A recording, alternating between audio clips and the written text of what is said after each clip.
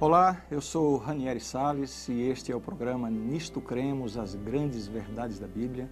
Estamos começando hoje uma maratona de estudo da Palavra de Deus. Vamos analisar com profundidade, ao mesmo tempo de forma simples e objetiva, os mais belos e importantes assuntos da Bíblia. Eu tenho certeza que você vai ser muito abençoado com esse estudo. Você vai aprender muitas coisas novas, vai reforçar alguns conceitos e com certeza será muito beneficiada. A lição de hoje, a número 1, vai tratar sobre a Palavra de Deus. Para os cristãos mais conservadores, a Bíblia foi escrita num período de aproximadamente 1.600 anos, por aproximadamente 40 pessoas. Os primeiros livros foram escritos por Moisés, por volta de 1400 a.C., enquanto os últimos escritos dos apóstolos podem ser datados do primeiro século depois de Cristo. Como se vê, as Escrituras não vieram do céu prontinhas, embrulhadas para presente e entregues à humanidade. Os 66 livros da Bíblia estão divididos em duas grandes seções: o Antigo Testamento, com 39 livros, e o Novo Testamento, composto por 27 livros. O Antigo Testamento escrito em hebraico, com algumas porções em aramaico. E os 27 livros do Novo Testamento foram escritos em grego, o chamado grego koiné, ou grego comum. Os livros da Bíblia podem ser divididos de várias formas e um dos critérios para se organizarem os livros é o critério literário. Assim, nós temos as seguintes divisões, obedecendo ao critério literário. No Antigo Testamento, os livros da lei, Gênesis, Êxodo, Levítico, Números, Deuteronômio, os livros históricos, e aí está a relação dos livros históricos, depois os livros poéticos, aqueles que foram escritos em forma de poesia, né, livros belíssimos como o livro de Jó, os Salmos, os Provérbios, né. Depois temos os livros proféticos, divididos em dois grupos, os chamados profetas maiores, não porque esses profetas tenham sido maiores em si, mas porque o conteúdo dos seus respectivos livros é mais abrangente. São os profetas Isaías, Jeremias, o livro das Lamentações de Jeremias, Ezequiel e Daniel. E também os profetas menores, eu vou citar alguns deles: Oséias, Joel, Amós, Obadias, Jonas, Miqueias, etc. No Novo Testamento, a divisão pode ser feita da seguinte forma: o Novo Testamento começa com os evangelhos, também chamados de livros biográficos. São os livros que contam a história da vida e do ministério de Jesus. São os evangelhos de São Mateus, São Marcos, São Lucas e São João. Em seguida, temos Atos dos Apóstolos, um livro histórico contando o início da igreja cristã. Depois, as cartas ou epístolas, que podem ser divididas também em dois grupos: as epístolas paulinas, ou seja, foram escritas pelo apóstolo Paulo, algumas delas Romanos, Coríntios, Gálatas, Efésios, etc. E as chamadas epístolas gerais. Hebreus, ninguém sabe com segurança quem é o seu autor, embora as evidências apontem para que seja Paulo. Tiago, Pedro, João e Judas, né? Alguns deles escreveram mais de uma. Temos 1º e 2 Pedro, 1º, 2º e 3º João. E, finalmente, o livro do Apocalipse, também considerado um livro profético. Agora eu quero mostrar para você algumas estatísticas interessantes sobre a Bíblia. Veja, algumas delas eu já mencionei, inclusive. São 40 autores, aproximadamente. A sua composição demorou cerca de 1.600 anos, desde que o primeiro livro foi escrito até que o último livro foi escrito. São, como já mencionei também, 66 livros, 39 no Antigo Testamento, 27 no Novo Testamento. Agora veja só, são 1.189 capítulos, sendo 929 no Antigo Testamento e 260 no Novo Testamento. 31.101 versículos, 783.137 palavras. E, por uma curiosidade, o versículo central da Bíblia é o Salmo 118, verso 8. Aliás, é muito interessante nós vermos qual é a mensagem do Salmo 118, verso 8, exatamente o versículo central da Bíblia. Eu convido você para depois ler esse salmo e ver que mensagem bonita, bem apropriado para ocupar o centro da Bíblia, né? E algumas pessoas resolveram calcular quanto tempo se levaria para a leitura da Bíblia. E vejam só aí as estatísticas, né? O Antigo Testamento pode ser lido em 38 horas. O Novo Testamento em 12 horas. Se for ler em voz alta, a Bíblia completa poderá ser lida em 70 horas ininterruptas. Muito bem, vamos continuar agora nosso estudo sobre a Bíblia e ver algumas informações muito importantes para a nossa compreensão a respeito desse livro tão bonito, ao mesmo tempo tão polêmico e certamente muito interessante para todos nós. Me acompanhe no estudo.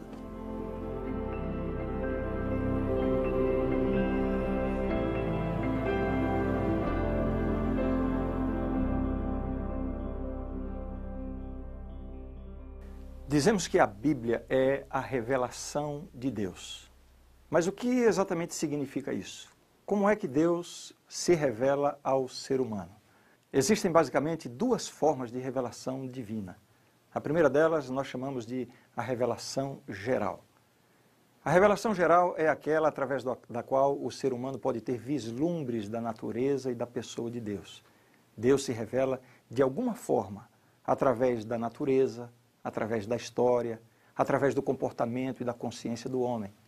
Veja só o que esses textos dizem a respeito desse conceito de revelação geral. Os céus proclamam a glória de Deus e o firmamento anuncia as obras das suas mãos. Salmo 19, verso 1. De alguma forma, é uma revelação geral, não é específica. Podemos conhecer muito a respeito de Deus através da natureza. Esse texto está dizendo isso. Quando contemplamos os céus, temos alguma informação a respeito da pessoa, do caráter e do poder de Deus, embora não sejam informações específicas. Por isso que se diz que esta é uma revelação geral. Vejamos ainda outro texto. Porque os atributos invisíveis de Deus, assim o seu eterno poder, como também a sua própria divindade, claramente se reconhecem desde o princípio do mundo, sendo percebidos por meio das coisas que foram criadas. Tais homens são, por isso, indesculpáveis. O que a Bíblia está dizendo é que, de alguma forma, mesmo sem um conteúdo escrito, mesmo sem uma revelação específica, as pessoas, as civilizações ao longo da história da humanidade tiveram, através da natureza, um vislumbre, uma ideia de quem é esse Deus Criador. Essa é a chamada revelação geral. A segunda forma de revelação é o que chamamos de revelação especial. Esta é a forma como Deus se revela com propósitos específicos. É uma forma de revelação com conteúdo. O texto no livro de Hebreus nos dá uma boa explicação sobre a revelação especial, esse conceito de revelação especial. Vejam o que diz aí, Hebreus 1, versos 1 e 2. Havendo Deus outrora falado muitas vezes e de muitas maneiras aos pais pelos profetas, nestes últimos dias nos falou pelo Filho, a quem constituiu herdeiro de todas as coisas, pelo qual também fez o universo. O conteúdo da Bíblia é, portanto, a mensagem de Deus dada através dos profetas. Esse processo se chama inspiração. Há duas coisas importantes de serem observadas no processo da inspiração. Primeiro, o conteúdo da mensagem vem de Deus. É isso que diz a própria Bíblia.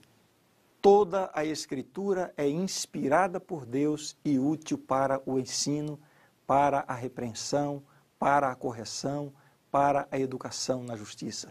2 Timóteo, capítulo 3, verso 16. Então, veja bem, toda a Escritura é inspirada por Deus.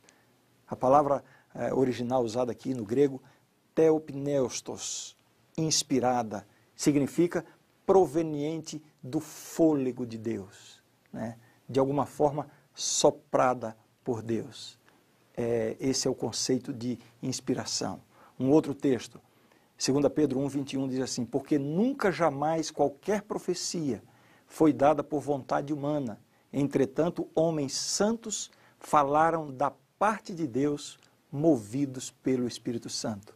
Mais um texto que demonstra isso, que a mensagem, o conteúdo da mensagem da Bíblia vem de Deus. A segunda coisa importante é que no processo de inspiração, Deus não anula a participação do profeta. como se ele ditasse e o profeta apenas reproduzisse cada palavra dada por Deus. Não é isso que acontece. A inspiração de Deus não anula a pessoa, a personalidade e a participação do profeta. Veja só o que diz a Bíblia nesse sentido. Os espíritos dos profetas estão sujeitos aos próprios profetas. 1 Coríntios 14, verso 32. A única exceção são os 10 mandamentos. Os 10 mandamentos são palavras de fato, escritas pelo dedo de Deus.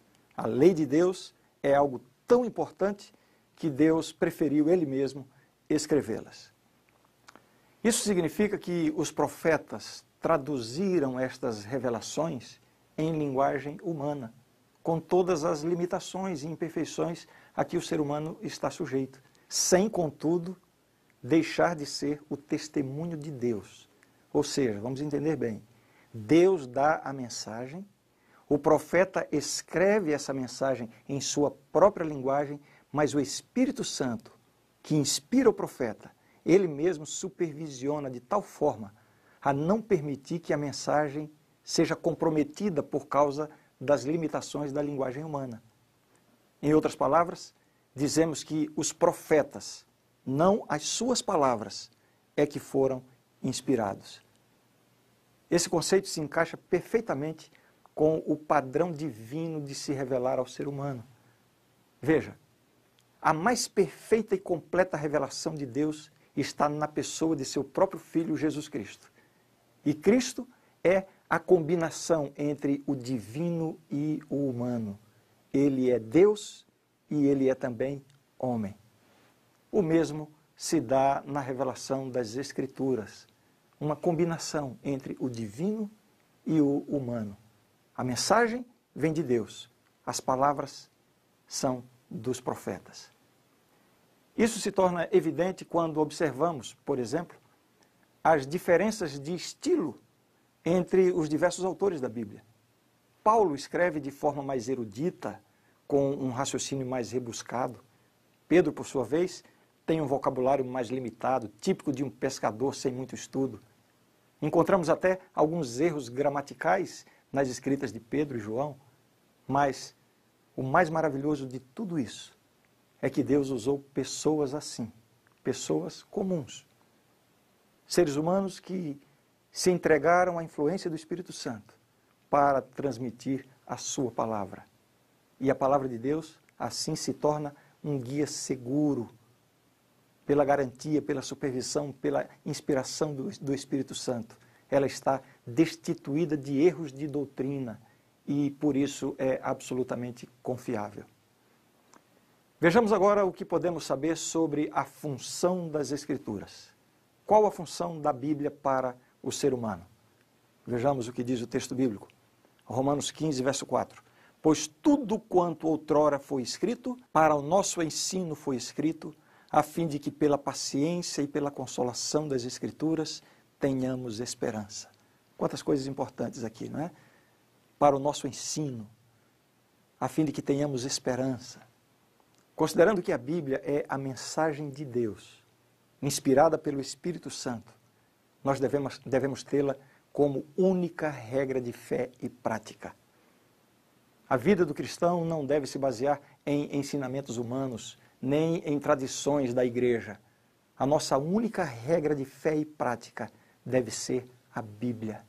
Esse é um princípio primordial para quem quer estudar e entender a mensagem das Escrituras. Aqui está uma confirmação disso.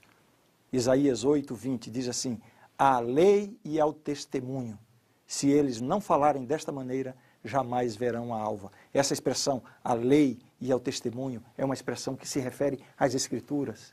Portanto, as Escrituras são o parâmetro para medir qualquer ensinamento, qualquer doutrina, qualquer pretensão de profeta.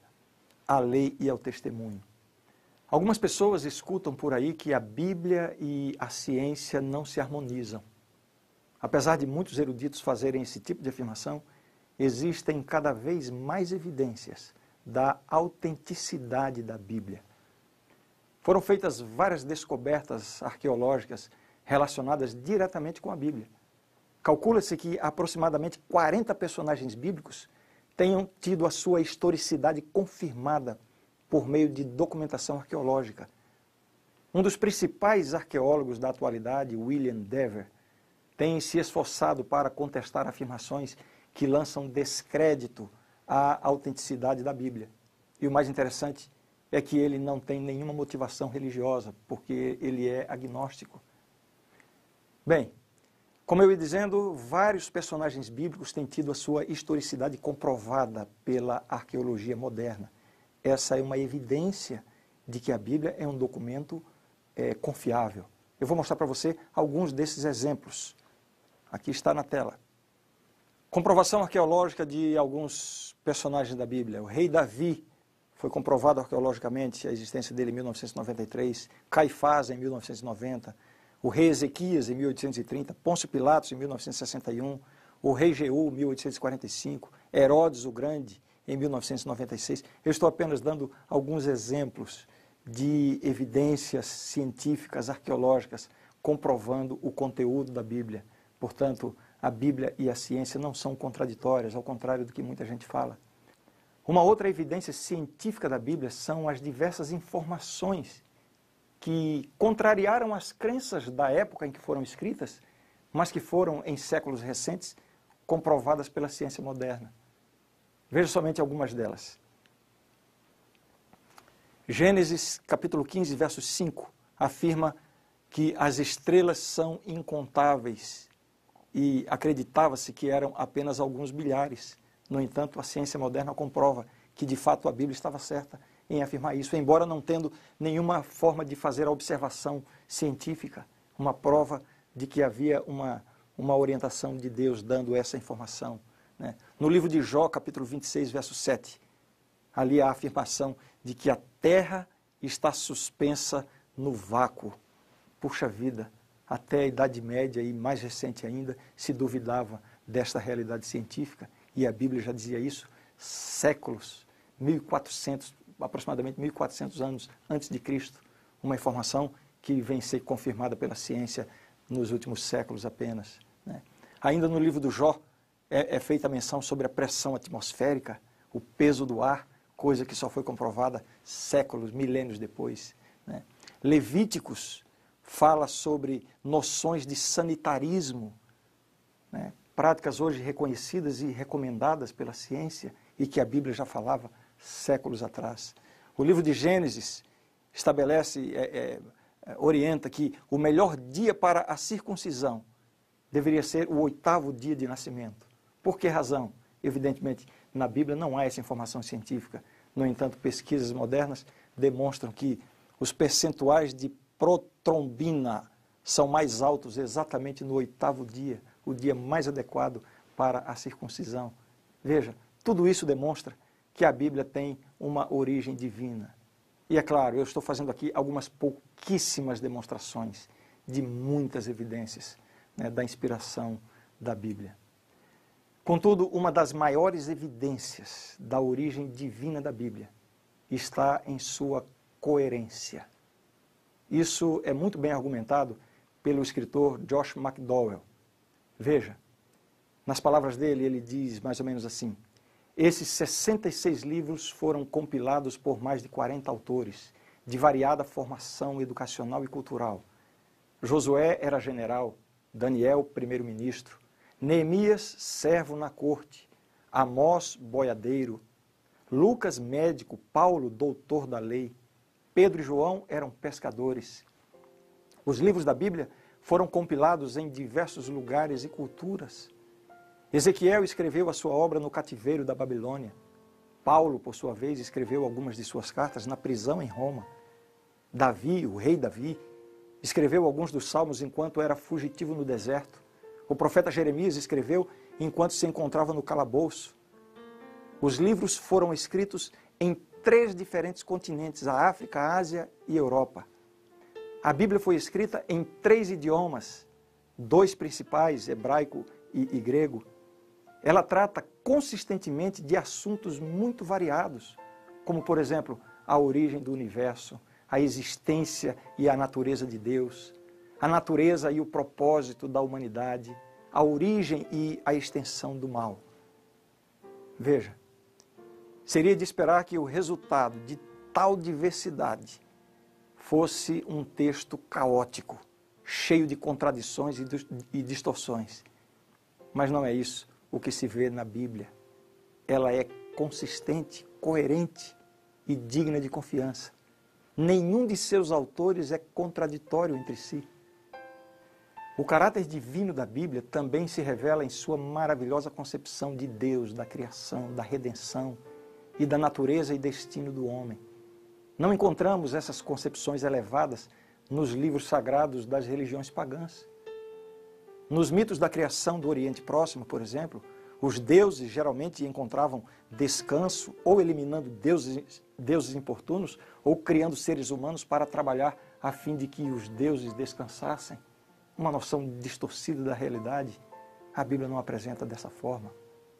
A notável natureza da Bíblia também se revela em sua miraculosa preservação ao longo da história, apesar dos incansáveis esforços para destruí-la. Tentativas feitas no passado por imperadores romanos, líderes de igrejas cristãs, regimes comunistas, tentando suprimir a Bíblia, fazer com que ela desaparecesse. E a despeito de todas essas tentativas premeditadas para destruir o Santo Livro, o seu texto chegou até nós essencialmente inalterado. Alguns dos mais antigos manuscritos nos aproximam da composição dos originais, revelando a surpreendente exatidão do texto que chegou até nós hoje. Podemos confiar que as nossas Bíblias são versões seguras das mensagens originais. Isso é confirmado cientificamente. Por fim, considerações conceituais e existenciais asseguram também a validade da Bíblia. Conceitualmente, a Bíblia oferece uma explicação razoável para a condição humana e a solução divina para os nossos problemas. Existencialmente, os ensinos da Bíblia dão sentido à nossa existência e nos oferecem razão para viver, amar e servir. Por meio deles, podemos experimentar as ricas bênçãos da salvação. Bem, isso foi só o começo. Nessa série de estudos, você vai conhecer a fundo as grandes verdades da Bíblia, desde as principais profecias até as questões mais práticas da vida. Vamos entender muito sobre o nosso mundo e a época em que vivemos. Acompanhe cada um dos estudos com muita atenção e você verá como será bom para a sua vida.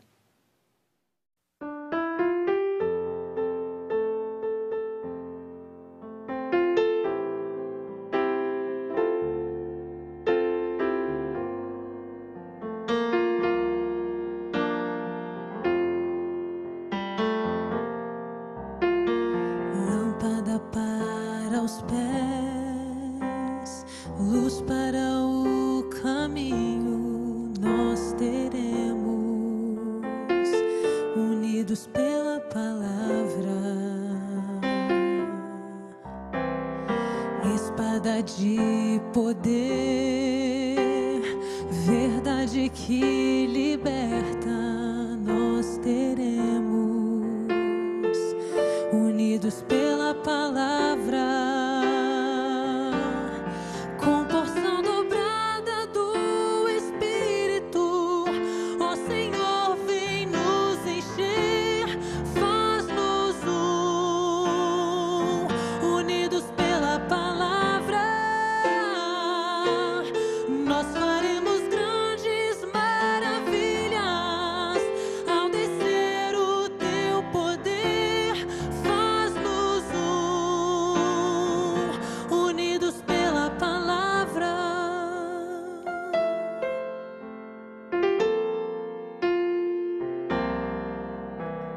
Lâmpada para os pés, luz para o caminho nós teremos, unidos pela palavra, espada de poder, verdade que liberta, nós teremos, unidos pela palavra, com porção dobrada do Espírito, ó Senhor, vem